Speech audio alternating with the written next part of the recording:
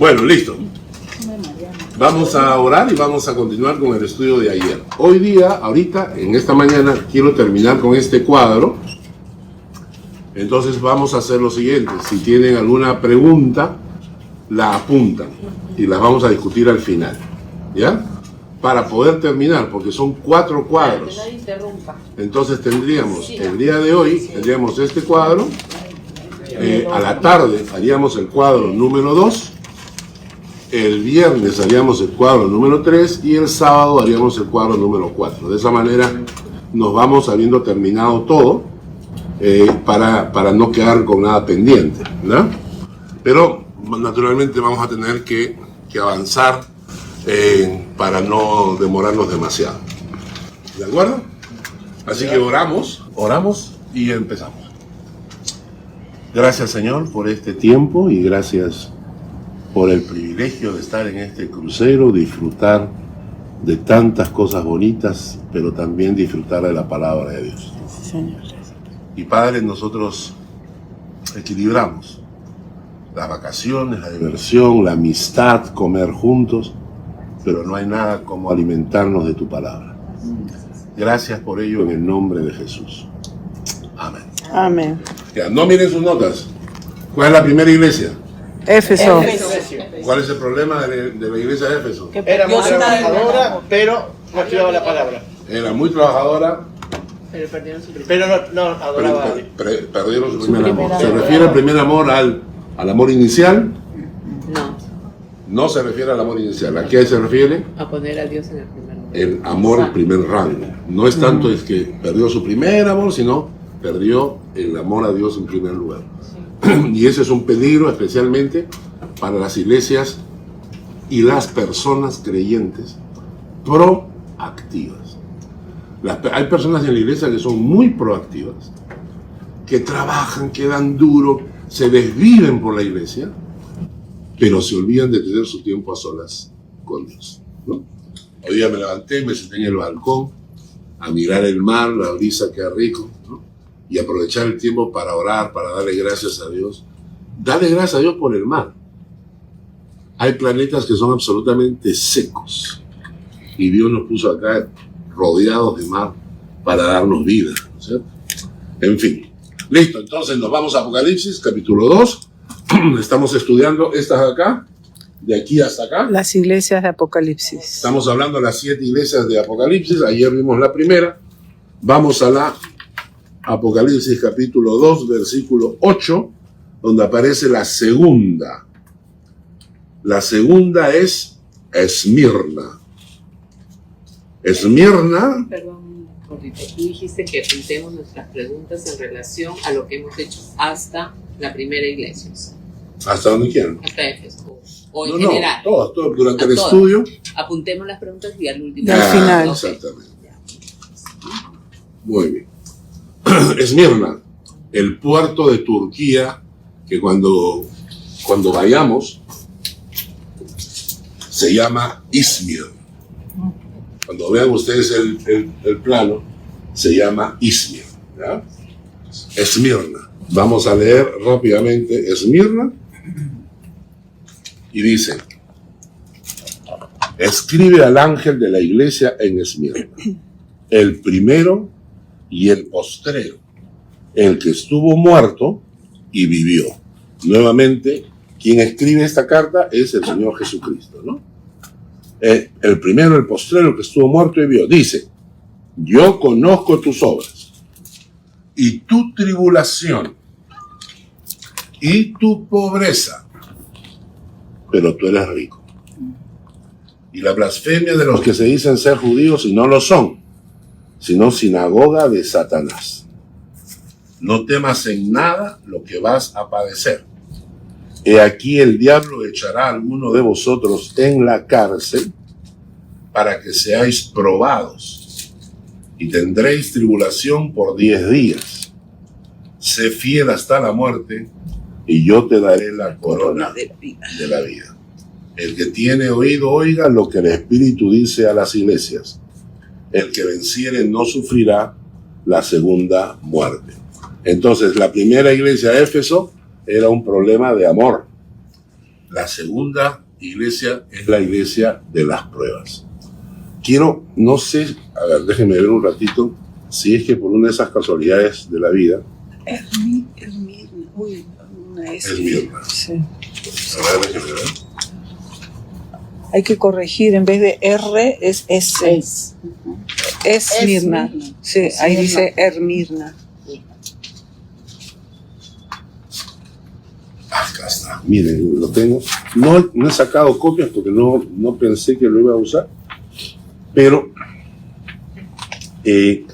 las 7 iglesias de Apocalipsis hay diferentes interpretaciones. La primera interpretación, que es la más conocida, es que cada iglesia representa la vida de un creyente Sí. o la vida de una iglesia, ¿no es cierto? Entonces, en este caso estaríamos hablando de esos creyentes que les toca pasar mal. Hay creyentes que les toca pasar mal. O sea, no todos los creyentes tienen una vida fácil. Hay creyentes que tienen que enfrentar dificultades. Muerte de un hijo, ¿no? Y la pregunta es, Dios, ¿por qué? O dificultades de pobreza, o dificultades... O sea, nosotros en Suiza vivimos en un planeta, en un país rico, pero si tú vas a ver iglesias cristianas, por ejemplo, en el interior del país, el otro día vi una foto y decían, esto es amor a la palabra. Era una iglesia en medio de la selva, unas bancas, y la gente sentada en el piso, apoyada en la banca, recibiendo una clase bíblica. No tienen proyector, no tienen nada, pero gente que ama la palabra de Dios. Entonces, hay una manera de interpretar las 7 iglesias de Apocalipsis como la vida personal, la vida de una iglesia, ¿no es cierto? Pero hay otra, que es la histórica. Una manera histórica de interpretar las 7 iglesias de Apocalipsis. Quizás llegando, no tengo internet, si no lo podría bajar de mis archivos y mandarles una copia. Si no, llegando a Suiza, si me acuerdo, les mando. Entonces, esta parte de acá son las interpretaciones de las 7 iglesias en forma personal, o la de abajo, o sea, esta de acá, y la de abajo es una interpretación histórica de las iglesias. ¿Por qué me refiero a eso? Porque si ustedes hacen un análisis histórico, la iglesia pasó por todas estas cosas. La primera época fue la iglesia del amor. Recién habían conocido al Señor. Recién se habían convertido al Señor, ¿no es cierto? Pero luego perdieron ese primer amor a finales del siglo. Y luego viene la persecución. Empezando con Nerón, empieza la persecución de la iglesia. Y encaja con la iglesia de Esmirna. Cuando la iglesia fue perseguida, fue torturada, cuando los creyentes tenían que vivir escondidos bajo tierra, etcétera, etcétera, etcétera. Entonces, esta es una segunda forma de interpretar Apocalipsis. Nosotros ahora, por cuestión de tiempo, nos vamos a concentrar en la primera. Esas iglesias que representan, las cartas que representan a los individuos creyentes en forma personal. Entonces, seguimos. Entonces, esta iglesia es la iglesia de la prueba, la iglesia de la dificultad, ¿no es cierto? Entonces dicen, yo conozco tus obras, pero también conozco tu tribulación y conozco tu pobreza, ¿no? Y aparte de eso, tenían en medio de ellos una sinagoga de Satanás. Interesante, porque una sinagoga era el lugar donde se leían los textos bíblicos. Entonces ellos estaban experimentando en una sinagoga de gente llamada hebrea, judía, sin embargo eran instrumentos de Satanás. Y luego dicen, y aquí viene la respuesta, no temas en nada lo que vas a padecer. No temas en nada lo que vas a padecer. Aquí el diablo echará a alguno de vosotros en la cárcel para que seáis probados. Tengo el caso en el Perú de un pastor de una iglesia que hacía taxi para tener un poco más de ingresos porque la iglesia no podía darle un sueldo decente. Entonces él se puso a trabajar haciendo taxi. Tomaron el taxi 2 personas. y le dijeron, te vamos a contratar todo el día y te vamos a pagar $500 por todo el día. El hombre dijo, perfecto. Entonces los hombres entraron al auto llevando unas bolsas. Llegaban a un lugar y le decían, espéranos, bajamos y subimos.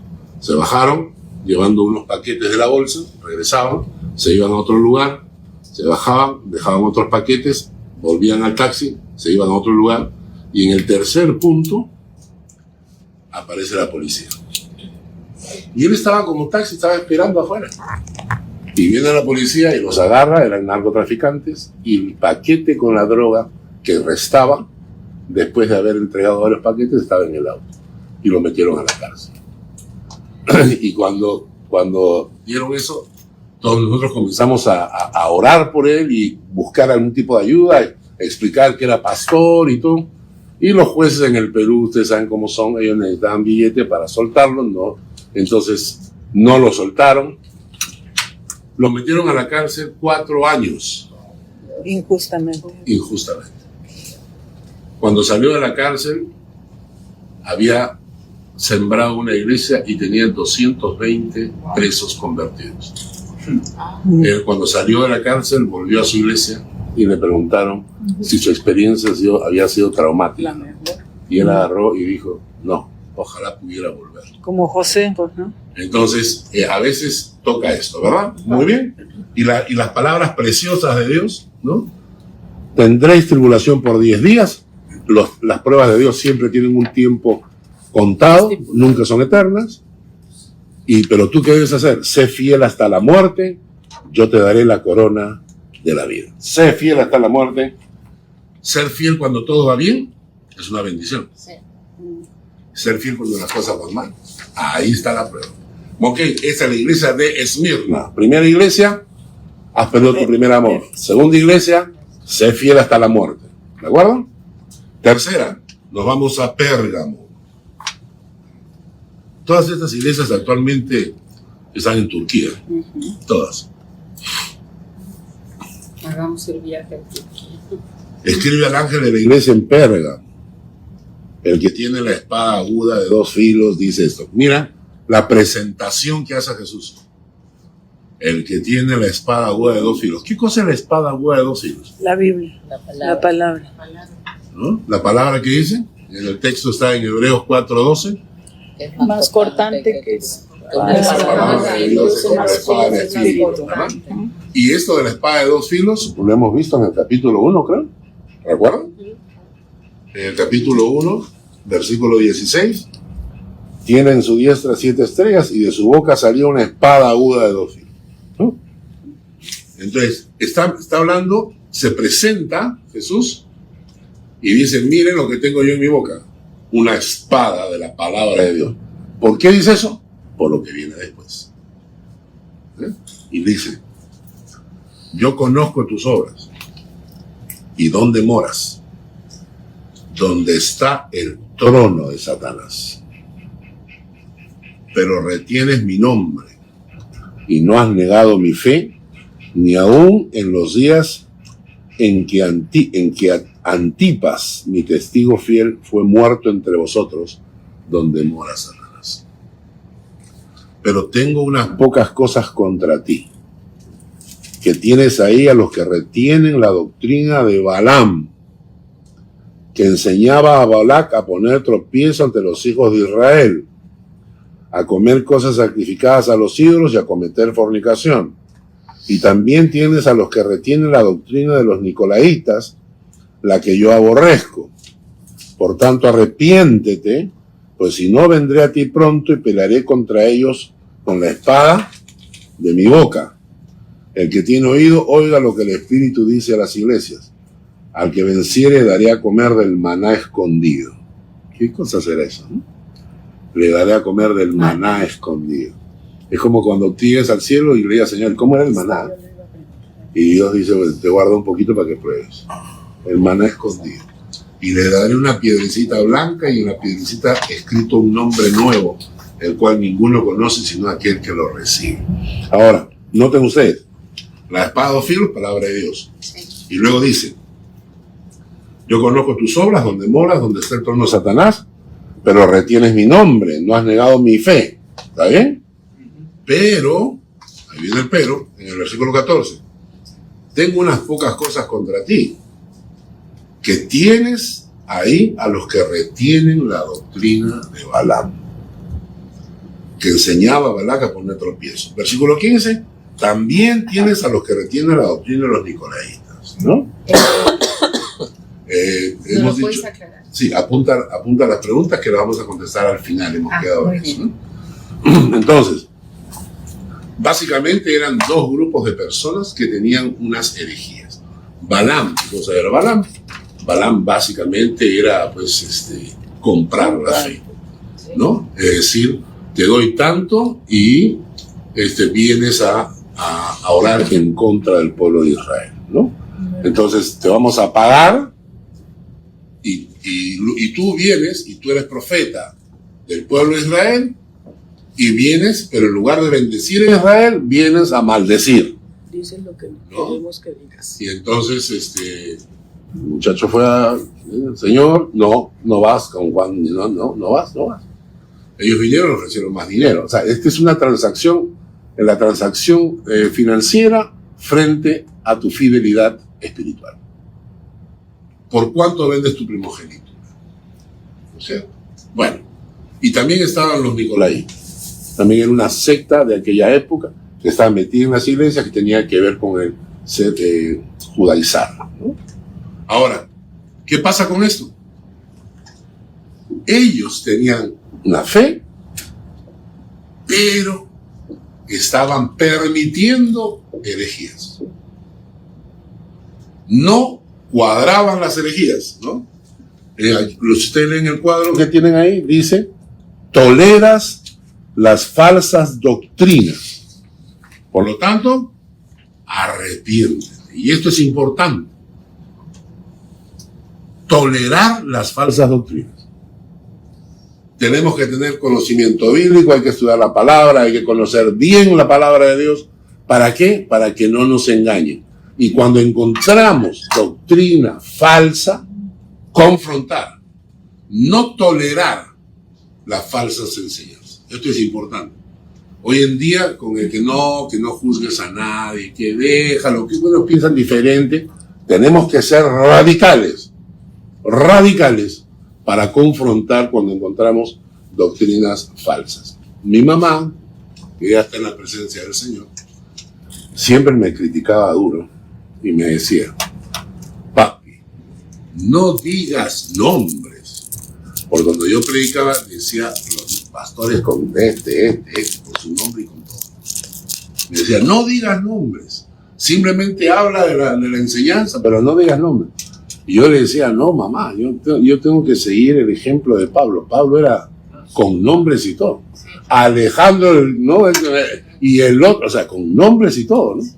Entonces, la tercera enseñanza es no tolerar las falsas doctrinas. No permitas que las falsas doctrinas se metan en tu vida y las toleres, ¿no? No permitas que esas enseñanzas vayan ganando lugar en tu corazón porque después van a dar fruto. Éfeso, amor.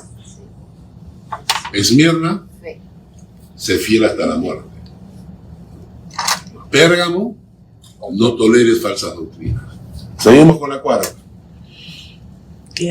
Tiatira. Este es interesante. Hay otro cuadrito que les voy a enseñar. De repente se los mando algún día si me acuerdo. Anotando van dos.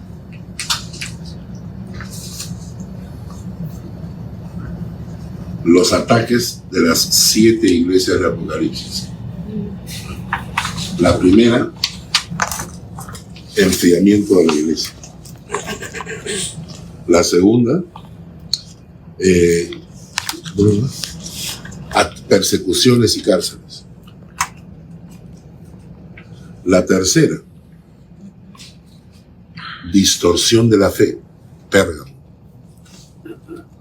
Y la cuarta, modernismo y libertinaje. La cuarta. Vamos a leer Pérgamo. Perdón. Tiatira. Escribe el ángel en la iglesia, de la iglesia en Tiatira, el Hijo de Dios, el que tiene ojos como llama de fuego. ¿De qué va a hablar? Me va a hablar de libertinaje. Y Jesús se presenta el que tiene ojos como llamas de fuego y sus pies semejantes al bronce bruñido. El bronce bruñido es el bronce encendido. Dice esto: yo conozco tu amor, tus obras, tu amor, tu fe, tu servicio, tu paciencia. Que tus obras son más que las primeras. O sea, había un trabajo, era una iglesia que aparentaba ser buena. Yo conozco tus obras, tu amor, tu fe, tu servicio, tu paciencia. Pero, nuevamente, tengo con unas pocas cosas contra ti, que toleras que esa mujer Jezabel, que se dice profetiza, enseñe y seduzca a mis siervos a fornicar y a comer cosas sacrificadas a los ídolos. Y le he dado tiempo para que se arrepienta, pero no quiere arrepentirse de su fornicación. He aquí yo la arrojo en cama y en gran tribulación a los que con ella adulteran, si no se arrepienten de las obras de ella. Y a sus hijos heriré de muerte. Y todas las iglesias sabrán que yo soy el que escudriña la mente y el corazón. Y os daré a cada uno según vuestras obras. Pero a vosotros y a los demás que están en Tiatira, a cuantos no tienen esa doctrina y no han conocido lo que ellos llaman las profundidades de Satanás, yo os digo, no os impondré otra carga. Pero lo que tenéis, retenerlo hasta que yo venga. Al que venciere y guardare mis obras hasta el fin, yo le daré autoridad sobre las naciones, etcétera, etcétera. Entonces, no, en una iglesia no todos son malos. En una iglesia puede haber un buen grupo de hermanos buenos que están sirviendo al Señor, que tienen amor por el Señor, que han retenido la fe. Y sin embargo, hay otros que están escondidos, que están jugando al libertinaje sexual, a la fornicación. ¿Sabían ustedes que según estadísticas que se han hecho en los Estados Unidos, y escuchen, ¿no? Más del 30% de miembros de las iglesias evangélicas son asiduos consumidores de pornografía, incluyendo pastores, asiduos de permanentes. ¿Sabes? Es el 30% de la iglesia. Yo no sé cuánto será el porcentaje en la nuestra, si es que hay. Pero nosotros tenemos una iglesia, contamos con la iglesia llena, tenemos 50. Según la estadística, 15 de los que están en nuestra iglesia son asiduos, son permanentes consumidores de pornografía. Pero lo hacen a escondidas. Por eso el texto dice que Jesús escribe, dice, a sus hijos heriré de muerte, y todas las iglesias sabrán que yo soy el que escudriña la mente y el corazón, y os daré a cada uno según vuestras obras. Entonces, la iglesia de Tiatira, la iglesia del libertinaje, y las tenían ahí, estaban mezcladas. Como ellos no sabían, porque lo hacían en forma oculta, Jesús tiene que intervenir y le dicen a ellos, a esa mujer Jezabel que seduce, a ellos los voy a meter en cama, los voy a enfermar, los voy a matar, los van a morir. Pero los otros, los que se mantienen, manténganse firmes, dice el texto, ¿no? Lo que tenéis, retenedlo hasta que yo venga. ¿Ah? ¿Está bien? Entonces, la iglesia de Tiatira es libertinaje, ¿no? Repasamos. Éfeso. Amor. Primer amor. Esmirna. Sé fiel hasta la muerte. Sé fiel hasta la muerte. Pruebas, dificultades. Tercero, Pérgamo. Falsas doctrinas. Falsas doctrinas. Tiatira. Libertinaje. Fornicación. Vamos a la quinta. Sardis. Esta iglesia representa un tipo de gente muy especial. tienes nombre de que vives, pero estás muerto. Para los que hemos estado estudiando doctrinas fundamentales, hemos visto una de las características de la herencia que recibimos de Adán. En Efesios capítulo 2, agarra y dice que los que descienden de Adán nacen muertos espiritualmente. Él os dio vida cuando estabais muertos en vuestros delitos y pecados. La característica de la persona que no conoce al Señor es que está espiritualmente muerta. Y no hay peor cosa que una persona que está muerta espiritualmente y cree que está viva. Porque cuando muera, ¿saben ustedes lo que va a pasar? Se va a despertar, va a sentir calientito los pies y entonces va a decir, ¿y qué hago acá? ¿No? Vamos a leer. Estoy vivo. Sardis. Escribe el ángel de la iglesia en Sardis, el que tiene los 7 espíritus de Dios y las 7 estrellas, dice esto: yo conozco tus obras, que tienes nombre de que vives y estás muerto. Sé vigilante y afirma las otras cosas que están por morir, porque no he hallado tus obras perfectas delante de Dios. Claro, la gente que está muerta espiritualmente cree que haciendo buenas obras se va a salvar. Y no se da cuenta que sus obras son imperfectas. Y ninguna de sus obras puede alcanzar la santidad de Dios como para entrar al cielo. O sea, ¿quién se puede ganar el cielo con sus obras? Si aún cuando das una limosna lo das pensando en, Dios, mira lo que estoy haciendo, ¿no? Devuélveme, ¿no? O si no, Señor, ¿te has dado cuenta que tan buen corazón tengo? Mira cómo estoy ayudando a este pobre. O sea, detrás de todos nuestros actos hay codicia, hay envidia, hay soberbia, ¿no? Entonces, ninguna de nuestras obras puede ganar el cielo. Y el texto acá lo dice, ¿no? Dice, no he hallado tus obras perfectas. No las van a hallar. El ser humano sin Cristo, con Cristo y sin Cristo, nuestras obras no son perfectas. Acuérdate de lo que has recibido, ¿ah? Y oído, y guárdalo, y arrepiéntete. Pues si no velas, vendré sobre ti como ladrón. La Biblia dice ladrón en la noche, ¿no? Y no sabrás a qué hora vendré sobre ti, pero tienes unas pocas personas en Sardes que no han manchado sus vestiduras y que andarán conmigo en vestiduras blancas porque son dignas. El que venciere será vestido de vestiduras blancas. No borraré su nombre del libro de la vida y confesaré su nombre delante de mi Padre y delante de sus ángeles. Ahora, interesante, el pasaje nos habla de gente que está muerta aunque cree que está viva. ¿Y qué es lo que Dios le dice? Escucha, esta parte es muy importante. Acuérdate de lo que has recibido y oído. Entonces, ¿de quién nos está hablando? ¿De gente que nunca escuchó el Evangelio? De los que escucharon. Ya lo escucharon. Acuérdate de lo que has recibido, oído, y guárdalo y arrepiéntete. ¿No? Básicamente nos está hablando acerca de esas personas que han escuchado el mensaje, pero nunca han quebrantado su corazón delante de Dios, ¿no? Este es un pasaje que muchos pastores usan para las prédicas o campamentos de hijos de pastores. Claro. Porque muchas veces los hijos de pastores creen que son porque su papá es o su mamá es. Y entonces creen que ellos, como nacieron en la iglesia y asisten a la iglesia y conocen el mensaje del Evangelio y hasta tienen la forma de hablar, ¿no? Entonces creen que por eso ya son. Y no. Entonces a veces tenemos que orar por nuestros hijos por eso.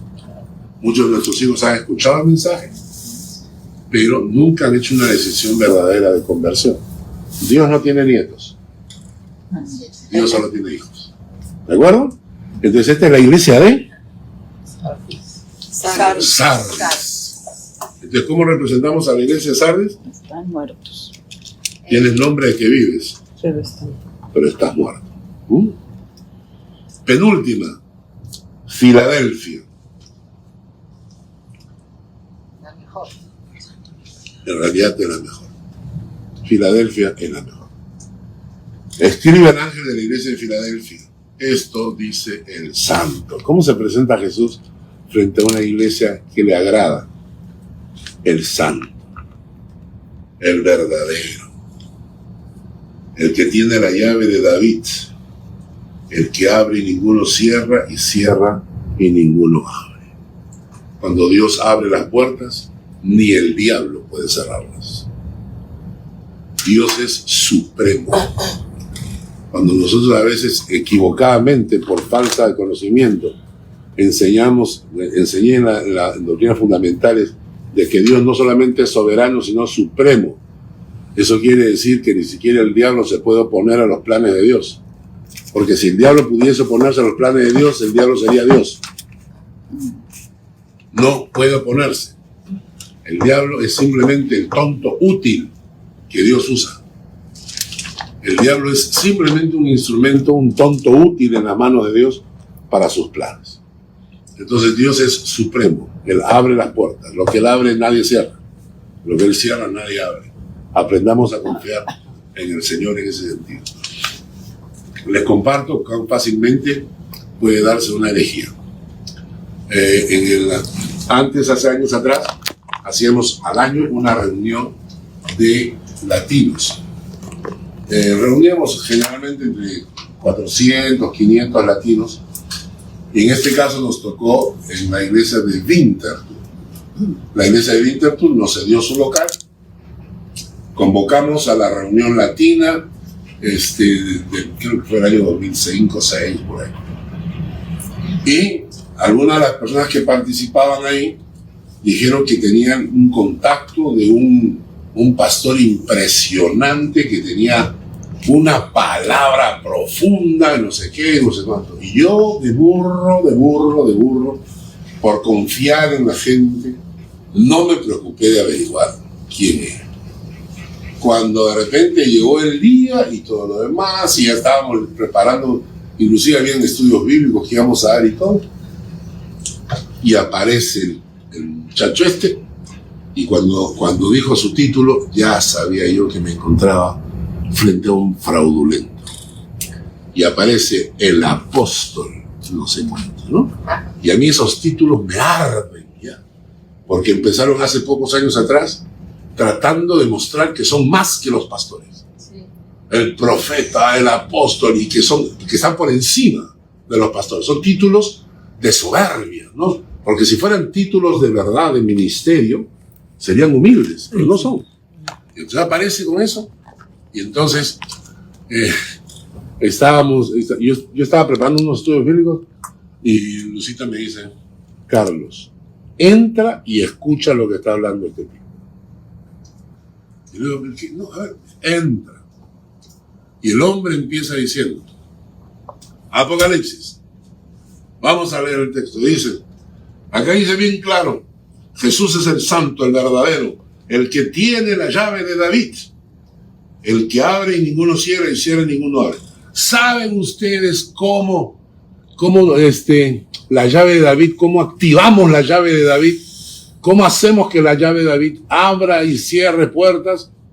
Hay 5 secretos. Yo comencé a leer y dije, ¿dónde están? ¿Dónde?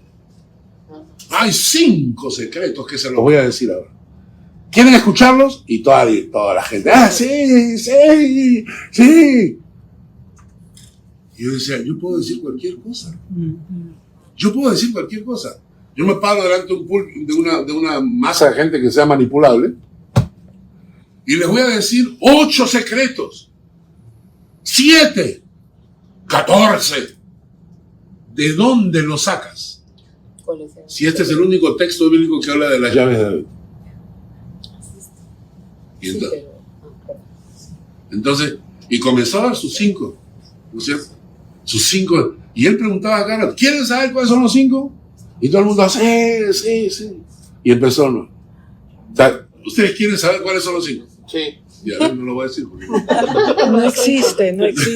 Fue invención. Entonces él comenzó a decir un montón de cosas. O sea, y cosas que son bíblicas. Es verdad que son bíblicas. La primera, la alabanza. Pero claro que la alabanza abre las ventanas de los cielos. Eso lo sabemos. Pero, ¿qué tiene que ver con las llaves de David? Eso es manipular, eso es utilizar la Biblia equivocadamente. Entonces, después de la alabanza venía congregarse, respetar la autoridad de tu pastor. O sea, metió 5 cosas ahí que se le ocurrió a él, ¿no? Y todo el mundo aplaudía. Está como estábamos con Luz en una iglesia y el hombre dice, horrenda cosa es caer en manos del Dios vivo, ¿no? Y entonces, y la mano de Dios tiene 5 dedos. Y entonces, ¿cuáles son los 5 dedos? Son los 5 ministerios. Profeta, evangelista, pastor, maestro, apóstol. Invento. Y horrenda cosa es caer en manos de ellos. ¿Qué quiere decir eso? Cuidadito. No te metas con nosotros. Porque nosotros somos la mano de Dios. Si yo soy pastor, si yo soy profeta, si yo soy evangelista, entonces yo soy la mano de Dios. Entonces horrenda cosa es caer bajo la mano de Dios vivo. Y si yo soy, entonces no te metas conmigo porque caigo sobre ti, ¿no? O sea, implantando miedo. Entonces cuando yo termino la prédica me acerco y le digo, ¿la mano de Dios tiene 5 dedos? Bueno, todas las manos tienen 5 dedos. Sí, pero ¿la mano de Dios tiene 5 dedos? Porque si la mano de Dios tiene 5 dedos, te pregunto, ¿los dedos tienen uñas? ¿La mano de Dios tiene uñas? ¿Dios tiene cejas? ¿Dios tiene pestañas? Cuando la Biblia habla de la mano de Dios es una figura. No está diciendo que Dios tiene... Búscame un texto bíblico donde diga que Dios tiene manos de 5 dedos. Esas son las herejías, ¿ya? O sea, cuidado con eso. Bueno, estábamos en Filadelfia, la iglesia más fiel. Entonces le dice, versículo 8. Yo conozco tus obras. He aquí he puesto delante de ti una puerta abierta, la cual nadie puede cerrar, porque, y esto es precioso, aunque tienes poca fuerza, has guardado mi palabra y no has negado mi nombre. Victoria en la fe cristiana no es por nuestra fuerza ni nuestra capacidad. Es por nuestra fidelidad y obediencia. Yo soy fiel al Señor, soy obediente al Señor y Dios hace lo demás. Dios pone la fuerza. He aquí yo entrego de la sinagoga de Satanás a los que se dicen ser judíos y no lo son, sino que mienten. He aquí yo haré que vengan y se postren a tus pies y reconozcan que yo te he amado. Por cuanto has guardado la palabra de mi paciencia, yo también te guardaré de la hora de la prueba que ha de venir sobre el mundo entero, para probar a los que moran sobre la tierra. He aquí yo vengo pronto, retén lo que tienes para que ninguno tome tu corona. Ya les mencioné el versículo 40, lo vimos en las primeras clases, ¿verdad? Para mí este es el texto claro por el cual yo soy pretribulacionista. El Señor nos lleva, acá dice claro, te guardaré de la hora de la prueba que ha de venir sobre el mundo entero. Ahí está la profecía y la promesa. Versículo 11. Aquí yo vengo pronto, retén lo que tienes para que ninguno tome tu corona. Esto es interesantísimo. Me encanta. Retén lo que tienes. Todos ustedes, desde el momento en que son instrumentos de Dios, que Dios usa para evangelizar, para cuidar de un alma de discipulado. Todos ustedes que sirven al Señor de alguna manera, cada vez que tenemos una reunión en la iglesia y alguno de ustedes trae un plato de comida para compartir con la esposa del Cordero, con la iglesia, cada vez que alguno de ustedes cocina algo, tú no estás cocinándole para la gente, tú estás cocinándole para la esposa del Cordero, para la iglesia del Señor. Cada vez que hagan un estudio bíblico, cada vez que hablan con alguien y le comparten la palabra, cada vez que regalan una Biblia, cada vez que sostienen la iglesia con sus diezmos, con sus ofrendas, todo eso les va dando corona. Cada uno de ustedes recibirá su corona. ¿No les parece interesante eso? Cada uno recibirá su corona, pero la palabra dice, retén lo que tienes para que nadie te quite tu corona. A veces con mi esposa conversamos que en la iglesia a veces alguna persona se compromete a algo y no cumple. Y entonces mi esposa tiene otro carácter al que yo tengo, entonces ella, pero Carlos, ¿por qué? Yo le digo, aprovecha. ¿Por qué? Porque lo que iba para él, viene para ti. Lo que tú haces por aquel que no hizo, viene para ti. Y por eso el texto dice, ¿no? Retén lo que tienes para que ninguno tome tu corona. Cada vez que nosotros hacemos por la iglesia lo que otro debía hacer y no lo hizo, me robé su corona, me choreé su corona, agarré la corona que iba para él y cárgala a mi cuenta, no a la suya, ¿no? Eso para mí es una bendición. Por eso yo no me amargo mucho cuando a veces la gente no cumple. La verdad es que rara vez me amargo, porque yo digo, es más oportunidad para poder servir al Señor. Y el texto agarra y dice, al que venciere yo lo haré columna en el templo de mi Dios y nunca más saldrá de allí. Escribiré sobre él el nombre de mi Dios y el nombre de la ciudad de mi Dios, la nueva Jerusalén, la cual desciende del cielo de mi Dios y mi nombre nuevo. El que tiene oído, oiga lo que el Espíritu dice a las iglesias. Entonces, Filadelfia, has guardado mi palabra, no has negado mi nombre. Esta es la iglesia. ¿Se acuerdan de Éfeso? Éfeso tenía todas las características, pero no tenía el amor. Primer amor. Filadelfia es la iglesia que realmente... Y me encanta, porque ¿cuál es la característica de Filadelfia? No es que estaba haciendo un montón de cosas y super actividades y todo el tiempo, no. ¿Qué es lo que estaba haciendo la iglesia? Fiel, obediente. Aunque era débil, pero Dios pone la fuerza. Compensa, claro. Fiel, obediente. Dios ¿Débil pone en qué? la fuerza. ¿Ah? Bueno, al último. Apunta tu pregunta. Sí. La contesto en Suiza. Ay, ay, ay. Por email, por email. Última iglesia. La última iglesia. Esta sí brava. A ver, les voy a preguntar algo. Recuerden que hemos estado hablando acerca de las iglesias históricas. Cada una de ellas ha pasado a través de la historia. También hemos tenido épocas en que las iglesias han vivido cada una de estas cosas. Si fuese así, si la interpretación de las 7 iglesias de Apocalipsis es una interpretación histórica, la última iglesia está representada por este tipo de gente. Que ni es frío ni caliente. Dice, Tibios. tú dices, yo soy rico, me he enriquecido y de ninguna cosa tengo necesidad. Y no sabes que eres un desventurado, miserable, pobre, ciego y desnudo. Y cuando yo pienso en este versículo, digo, yo creo que estamos ahí. La gente, especialmente los que vivimos en Europa, la gente en Europa dice, yo no necesito a Dios, tengo todo. Sí.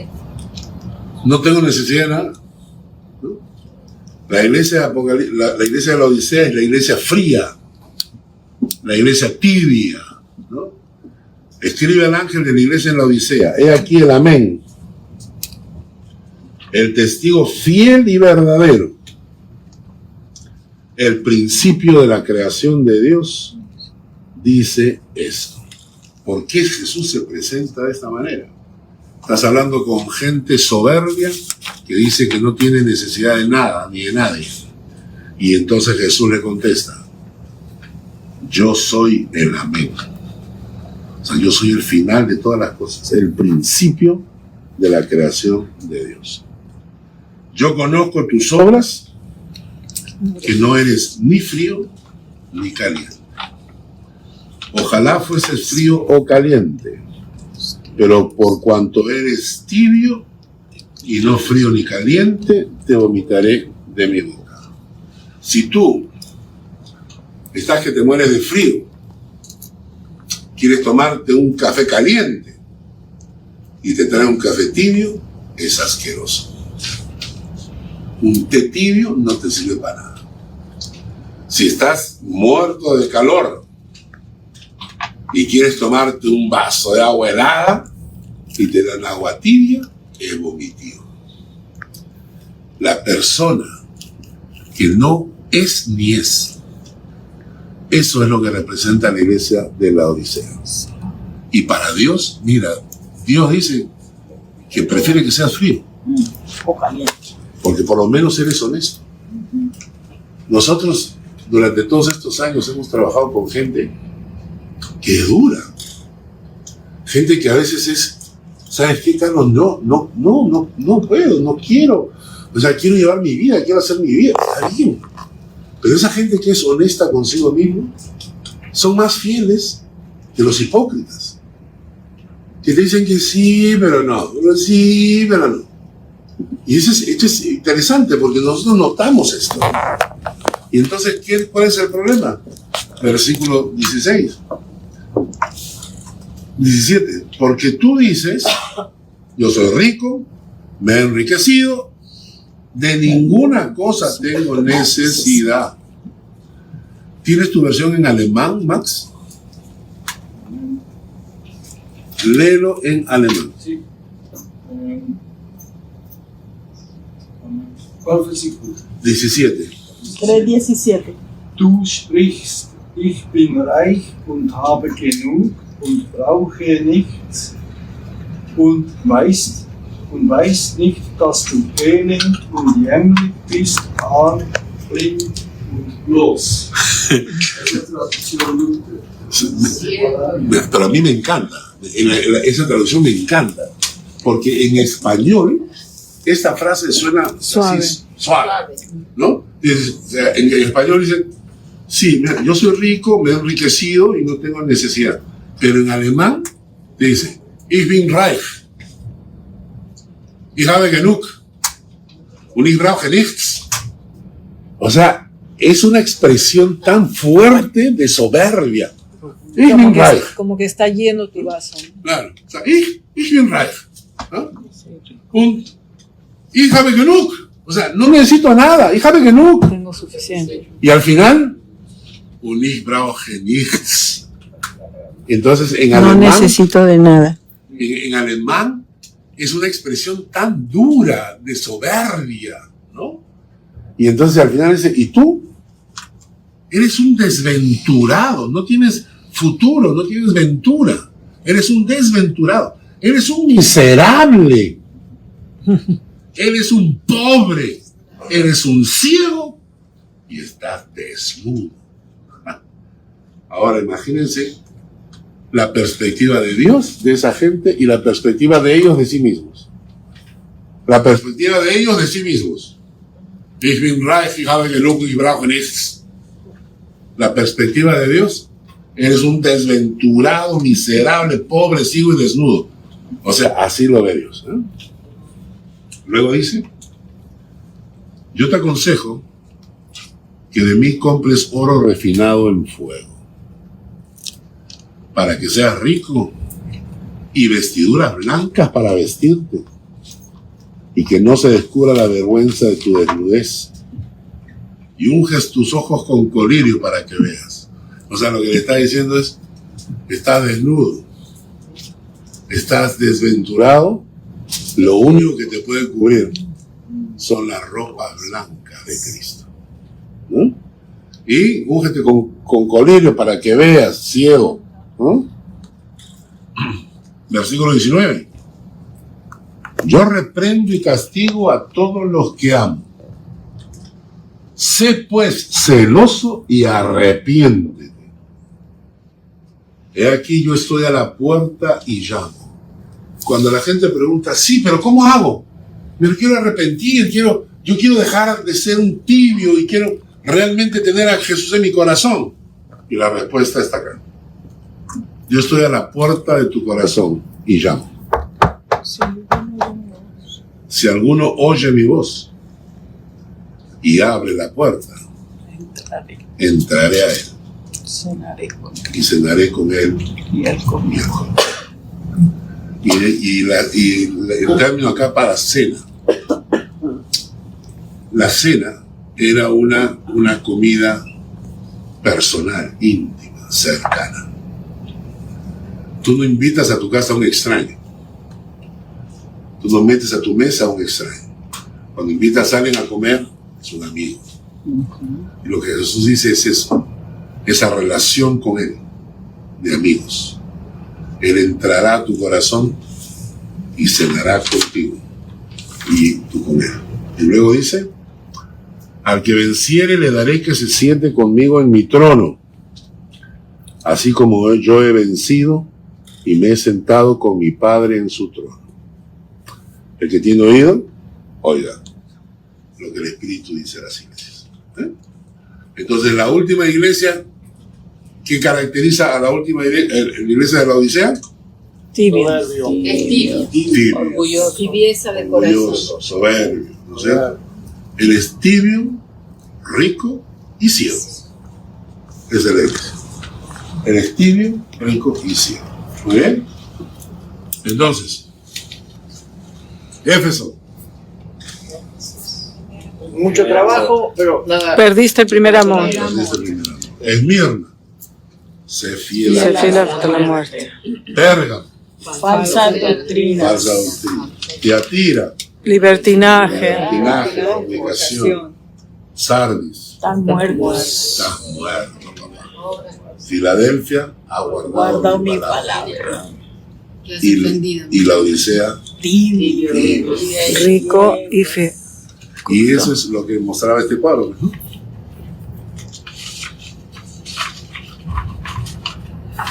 ¿No?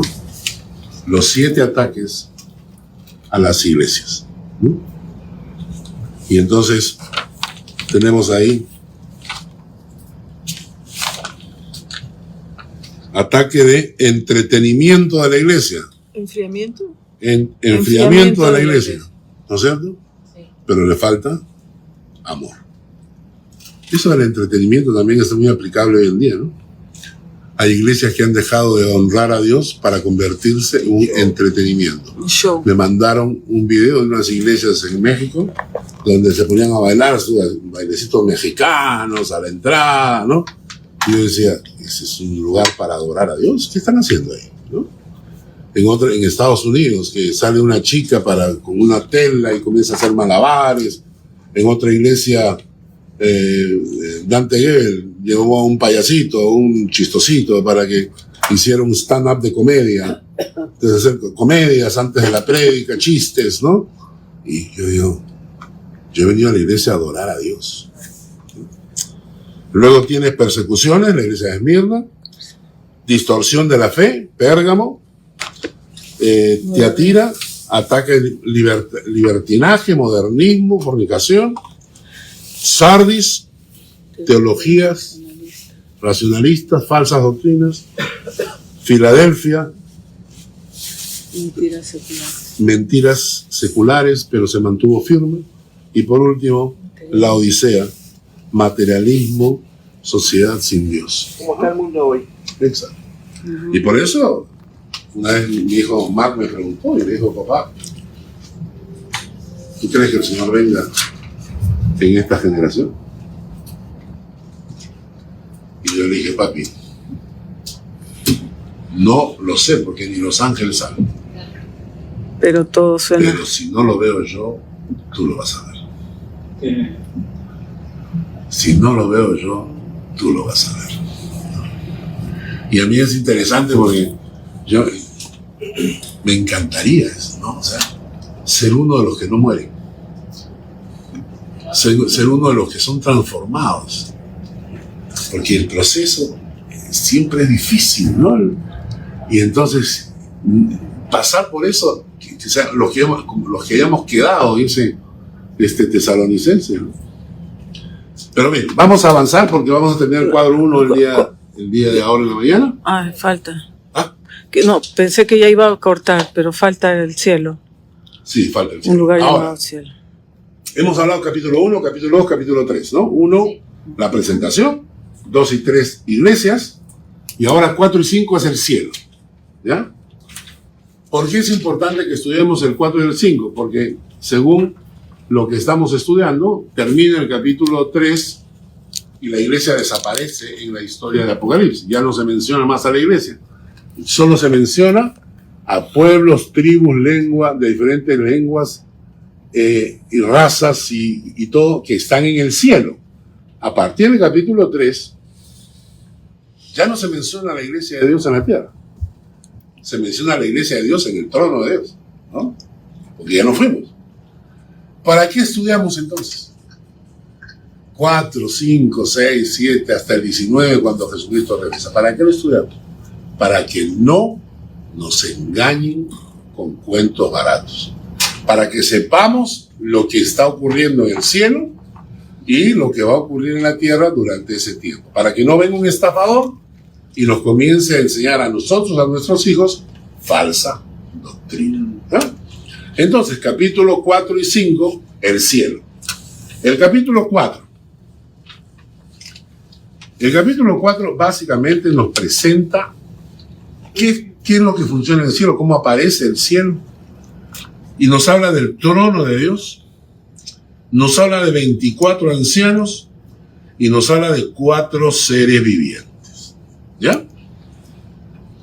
Dice, después de esto miré, aquí una puerta abierta en el cielo, y la primera voz que oí, como de trompeta, hablando conmigo, me dijo, sube acá, y yo te mostraré las cosas que sucederán después de estas. Al instante yo estaba en el espíritu, y aquí un trono, establecido en el cielo, y en el trono uno sentado.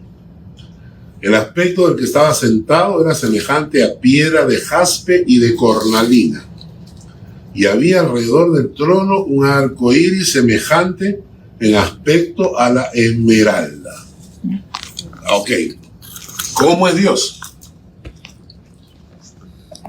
¿Tiene 5 dedos su mano? ¿Es un viejito sentado con barba blanca?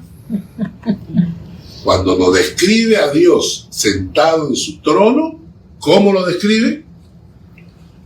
El que estaba sentado era semejante a piedra de jaspe y de cornalina. Y había alrededor del trono un arco iris semejante en aspecto a la esmeralda. Lo que nos representa es un ser de luz. Nos está explicando que Dios es luz, que nosotros le hemos dado la forma humana. La Biblia dice que Dios nos hizo a su imagen y semejanza, y nosotros hemos invertido la figura, hemos hecho a Dios a nuestra imagen y semejanza. Entonces nos semejamos, todas las fotitos, ¿no? ¿Cómo son las fotitos? Con las manos extendidas, Dios, ¿no? Y a Jesús, ¿no? Si representamos a Jesús con pelo largo, Ojos celestes. ¿ah? Ojos celestes. Ojos celestes, porque Jesús tiene que ser caucásico de todas maneras. Claro, ojos celestes, blancos. Imagínate un Jesús negro, no lo compra nadie. Al pobre Jesús no lo compra nadie, ¿no es cierto? Porque si tenemos a un Jesús negro, lo vuelven a crucificar, ¿no? Petizo pasó. Entonces, todo eso, lo que estamos haciendo nosotros es proyectar nuestra imagen.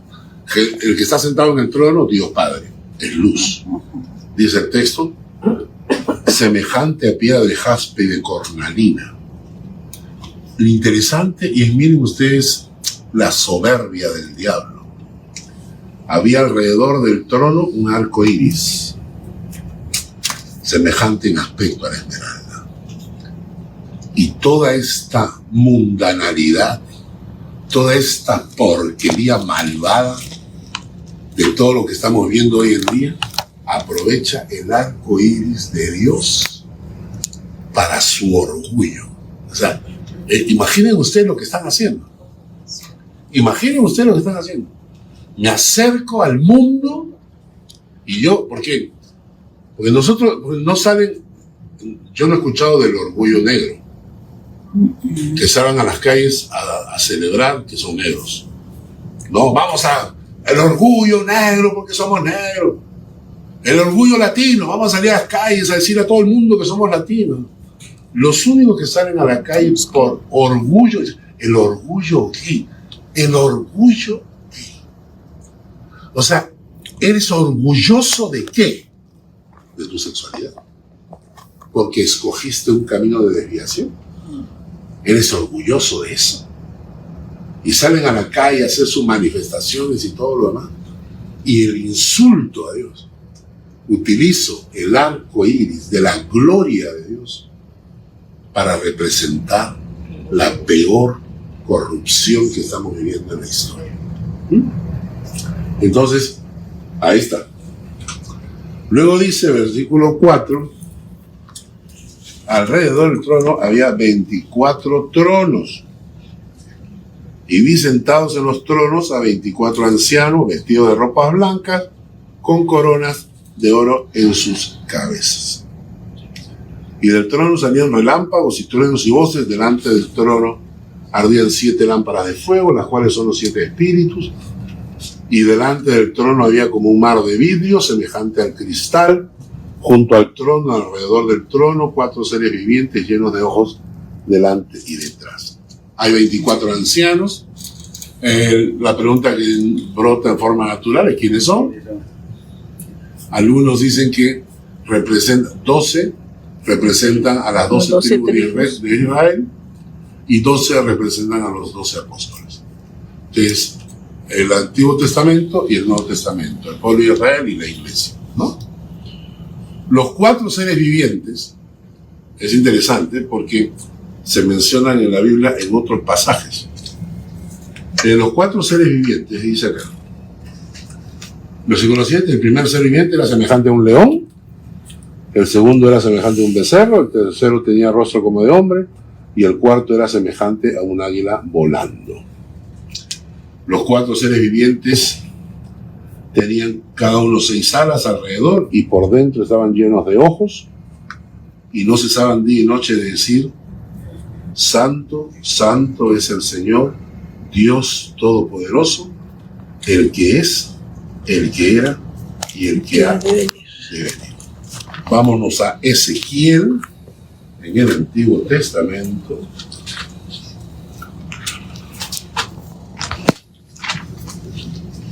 Ezequiel, Capítulo 1.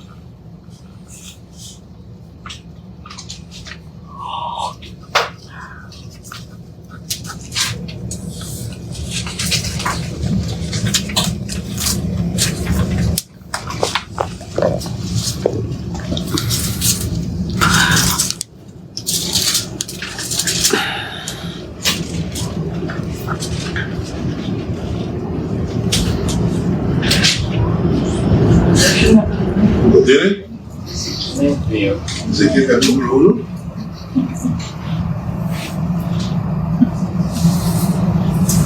Juan escribe Apocalipsis finalizando el primer siglo. Ezequiel vive más o menos 500 años antes de Cristo. Es decir, hay un intervalo de 600 años. La visión que tiene Juan viene 600 años después que la visión que tuvo Ezequiel. Esto demuestra que la palabra de Dios es palabra de Dios. Aconteció en el año 30, en el mes cuarto, a los 5 días del mes, que estando yo en medio de los cautivos, junto al río Quebar, los cielos se abrieron, vi visiones de Dios. En el versículo 4 dice: y miré, de aquí venía del norte un viento tempestuoso, una gran nube como un fuego envolvente, alrededor de él un resplandor, en medio del fuego algo que parecía como bronce refulgente, y en medio de ella la figura de 4 seres vivientes. Y esta era su apariencia, había en ellos semejanza de hombre, cada uno tenía 4 caras, 4 alas. Los pies de ellos eran derechos y la planta de sus pies como planta de pie de becerro, ¿no? Versículo 19. Cuando los seres vivientes andaban, las ruedas junto a ellos las ruedas andaban junto a ellos. Cuando los seres vivientes se levantaban de la tierra, las ruedas se levantaban. Versículo 22.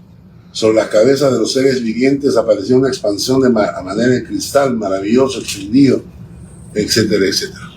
Si ustedes se leen todo el capítulo 1 de Ezequiel, van a encontrar la descripción de los 4 seres vivientes de Apocalipsis. ¿Ya? Naturalmente, estos seres son seres vivientes, pero son seres espirituales, ¿no? La Biblia los describe, ¿no? Cada uno 6 alas alrededor y por dentro, estaban llenos de ojos, etcétera, etcétera. Son seres que nosotros no podemos imaginar porque nuestra capacidad no nos permite. Hay algunos que han tratado de dibujarlos, ¿no? Pero estos 24 ancianos, chocamos con algo. Es un bache. Un bache. Estos 4 seres vivientes tienen una característica. Está en el versículo 8. ¿De Ezequiel? No, No, de Apocalipsis. Apocalipsis, el 4:8, ¿no? Y no cesaban día y noche de decir: Santo, Santo y Santo es el Señor Dios Todopoderoso, el que era, el que es y el que ha de venir. Santo en el Padre, Santo en el Hijo, Santo en el Espíritu. 3 veces santo. Interesante, porque en el cielo lo primero que hacen los 24 ancianos, los 4 seres vivientes, es reconocer la santidad de Dios, sin la cual nadie verá a Dios. Cuando nosotros hemos predicado en la iglesia sobre este tema, hemos hablado muchas veces de que el camino de santidad no es opcional. El camino de santidad es el camino de cada persona que verá a Dios.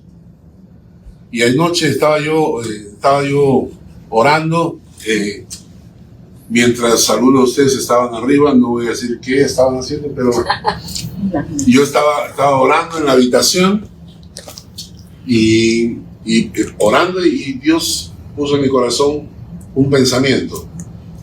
Carlos, has hablado varias veces que por la sangre de Cristo nuestros libros han sido abiertos, o sea, han sido limpios. Que los libros donde están escritas todas las cosas que las personas han hecho, que tendrán que presentarse delante del trono de Dios, cuando el creyente se presente delante del trono de Dios, su libro estará en blanco porque ha sido lavado por la sangre de Cristo. Carlos, ten cuidado. No vaya a ser que alguno crea que por eso tiene derecho a seguir ofendiéndote e insultándote. Y yo dije: Señor, ¿verdad? El hecho de que mi libro esté limpio por la sangre de Cristo no significa que yo esté tratando tercamente de volver a escribir sobre él porquerías y maldades y pecados, ¿no es cierto? Pues como ya fui limpio por la sangre de Cristo, entonces ya no importa, ¿no? No importa lo que hagamos. ¿Por qué? Porque el Dios con el que me voy a encontrar es un Dios 3 veces santo. Y sin santidad nadie verá a Dios. ¿Qué significa eso? Que mi vida tiene que estar encaminada en camino de santidad. No es optativo. Y hemos estado el miércoles pasado que hablamos acerca de que hemos sido liberados del pecado. Que cuando una persona diga: ay, pecamos, pues ¿qué? Porque somos humanos, lo que me está diciendo es que no es hijo de Dios. Porque aquel que dice yo tengo que pecar, me está diciendo que no ha sido liberado por la sangre de Cristo. Porque la Biblia dice que por la sangre de Cristo se rompieron mis cadenas. No solamente fui perdonado, sino fui librado de la esclavitud al pecado. Cuando alguien dice: es que somos humanos y tenemos que pecar porque no podemos hacer otra cosa porque somos humanos, estoy frente a un incrédulo. Viviendo en la carne. Un incrédulo. El que no ha sido liberado es incrédulo. No ha sido liberado. El que ha sido liberado ya no está sujeto a las cadenas del pecado. Y entonces quedó la pregunta: ¿y por qué entonces los cristianos aún caen? Y dijimos que eso lo vamos a ver cuando regresemos a Suiza en la siguiente lección, fundamental. ¿Qué pasa? Pero ¿me entienden a lo que hablan? Sí. ¿Me entienden a lo que hablan? De que no puedo disculparme. Entonces mi libro Si el libro de mi alma ha sido limpio por la sangre de Cristo, yo debo ser consciente que mi relación con Él se basa en un pacto de santidad. Y lo hemos dicho en la iglesia varias veces. ¿Qué es el camino de santidad? El camino de santidad es muy fácil. El camino de santidad es honrar a Dios en todo lo que hago, adorar a Dios en todo tiempo y servir a Dios con todas mis fuerzas. Simple. ¿Qué cosa es el camino de santidad? No significa que somos Santa Teresa de Calcuta, no que nos vestimos como monjes, no es así. El camino de santidad es bien simple. Honrar a Dios en todo lo que hago. ¿Estás honrando a Dios en lo que hablas? ¿En lo que piensas? ¿Estás honrando a Dios en tu comportamiento? ¿Estás honrando a Dios en la iglesia? Cada cosa que haces tiene que honrar a Dios. Cada cosa que haces, desde lo más simple, lo más elemental, tienes que preguntar, ¿esto que estoy haciendo honra a Dios? Hace un tiempo atrás se me ocurrió una locura y me cayeron criticando, me tumbaron. Es que un domingo había unas personas que habían venido de visita que se llaman creyentes. Y yo, esas cosas que no, es como un TOC, ¿no? Un trastorno obsesivo compulsivo. Miro a esas personas y yo lo voy a hacer, ¿no? Y Dios me decía, yo le decía, Señor, pero dale una, ¿no? Y quise. Le digo a la gente, ustedes se van a acordar. Hermanos, vamos a ofrendar al Señor. Ya. Tomen lo que van a ofrendar en la mano. Tomen lo que van a ofrendar en la mano. Entonces la gente me buscó su cartellita, su billetera. Ya. Ahora tomen en la mano. Y ahora levanten la mano y vamos a orar. Señor, lo que tengo en mi mano representa cuánto te amo y cuánto te honro. Y yo ya bajando la mano, metiendo la mano en la cartera, ¿no? Y entonces, claro, al final me dieron duro. ¿Cómo van a hacer eso? ¿No? Pero, ¿se dan cuenta? El camino de santidad es así de fácil. Honra a Dios en lo que haces. No lo deshonres, no lo basurees al Señor. A los estudios bíblicos, si asistes, participa al culto, congrégate. Y no, entonces honrar a Dios en todo lo que haces. Adora a Dios en todo tiempo. Y sirve a Dios con todas tus fuerzas. Entonces, acá están los ángeles. Y entonces dice, Santo, Santo es el Señor Dios Todopoderoso, el que era, el que es y el que ha de venir. Y miren lo que pasa. Siempre que aquellos seres vivientes dan gloria, honra y acción de gracias al que está sentado en el trono, al que vive por los siglos de los siglos, ¿qué hacían los 24 ancianos? Se postran delante del que está sentado en el trono, adoran al que vive por los siglos de los siglos y echan sus coronas delante de él. ¿Qué cosa escena? Tus coronas. ¿Qué coronas tendrán estos 24 que están sentados en trono? Y Dios agarra, dice que ellos se levantan, se postran delante de Dios, agarran la corona y toma, Señor, tú eres el rey, nosotros no somos nada. Señor, digno eres de recibir la gloria, la honra y el poder, porque tú creaste todas las cosas y por tu voluntad existen y fueron creadas. Algunas personas me dicen, entiende qué cosa significa darle la gloria. Dar la gloria, reconocer que Él es el que hace. Otras me dicen, reconoce qué significa darle el honor. Señor, eres tú. ¿Qué significa darle el poder? ¿Ah? Señor, tú lo puedes. Yeah. Darle el poder. Él tiene el poder. Entregarle. ¿Quién tiene el poder? Todos lo ¿Quién mismo. poder me da? Él tiene la soberanía. Él tiene... Vamos a entenderlo como una figura así. ¿Qué significa cuando hay un golpe de Estado? ¿Cómo? Cuando hay un golpe de Estado. Que te quita la voluntad. Hay falta de decisión. Cuando hay un golpe de Estado, un grupo de gente Está el poder. toma El poder. el poder. Asume el control. Cuando le damos a Dios todo el poder, ¿qué le estamos diciendo? Asume el control, el timón de Estoy- nuestra vida. Te doy todo lo mío. Qué bonito, ¿no? Sí. ponerle las Denle el poder. Señor, toma el poder sobre Todo mí. mi vida. Asume tú el control y el poder de mi vida. Yo pongo la voluntad, pero tú toma el poder y haz lo que quieras. Capítulo 4. Y capítulo 5 nos sigue hablando del trono. Pero en este pasaje, cambia la perspectiva del cielo. Y aquí nos habla ya del Cordero.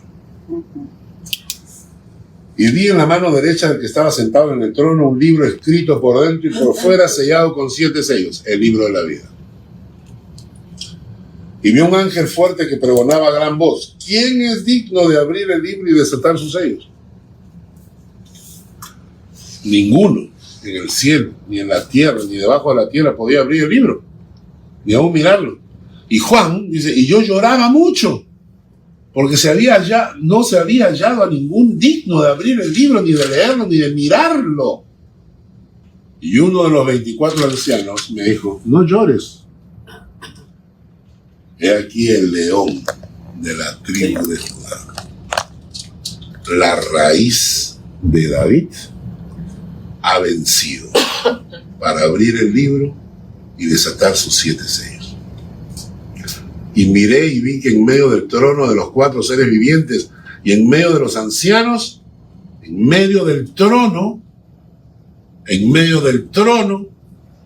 junto al Padre, en medio del trono, en medio de los 4 seres vivientes, en medio de los 24 ancianos, estaba en pie un cordero como inmolado.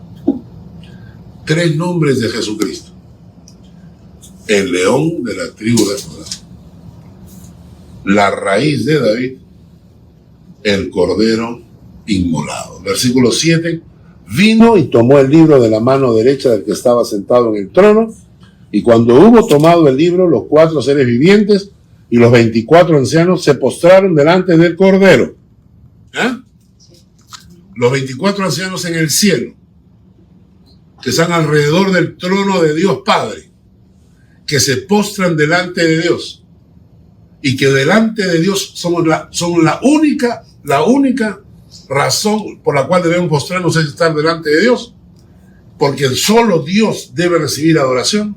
Se postran delante del Cordero. ¿Qué significa? Que el Cordero es Jesús. Dios. Dios y Jesús. ¿Entendieron? No entendí bien. ¿No entendiste? Te explico. A ver. Cuando tú te postras, Dios dice que Él no comparte su gloria con nadie.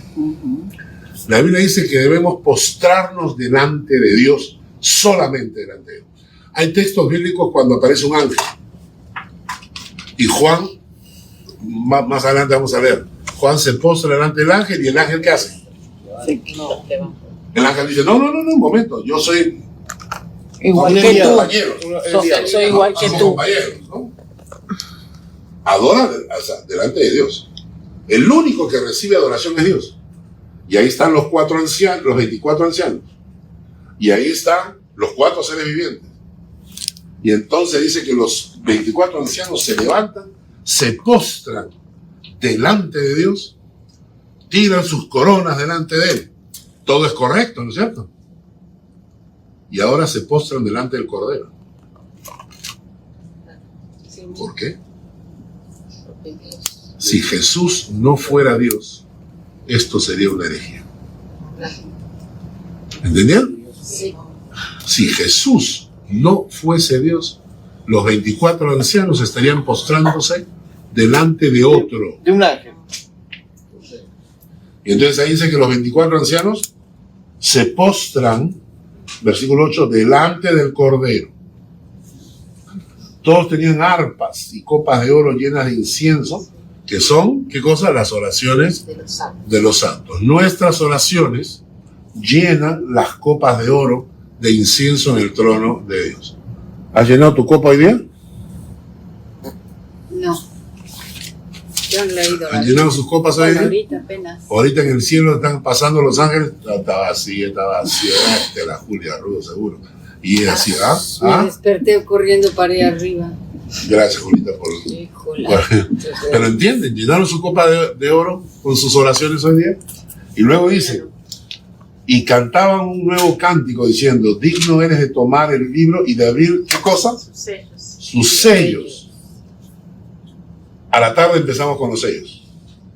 Porque tú fuiste inmolado y con tu sangre nos has redimido para Dios de todo linaje y lengua y pueblo y nación. Y nos has hecho para nuestro Dios reyes y sacerdotes y reinaremos sobre la tierra.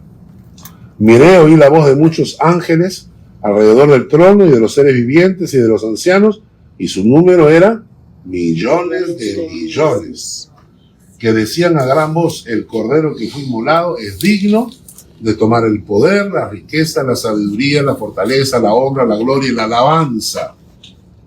Y todo lo creado que está en el cielo y sobre la tierra y debajo de la tierra y en el mar, y a todas las cosas que en ellos hay, oí decir, al que está sentado en el trono, al Cordero, sea la alabanza, la honra, la gloria y el poder por los siglos de los siglos. Amén. Los 4 seres vivientes decían amén. Los 24 ancianos se postraron sobre sus rostros y adoraron al que vive por los siglos de los siglos. Interesante es que en este pasaje es la adoración del Cordero. Y el Cordero, Jesucristo, el León de Judá, vino primero como Cordero a ser inmolado. Y ahora viene como León de Judá, ¿no? Antes vino como siervo sufriendo. Ahora viene como Rey victorioso. Y en la segunda escena, el capítulo 5, es la escena del cielo postrándose delante del Cordero, que está en medio del trono. La Biblia dice que Jesús está sentado a la diestra del Padre, y luego todos los ancianos se postran delante de Dios Padre, y luego se postran delante de Dios Hijo, mostrándonos que Dios Padre y Dios Hijo son una unidad.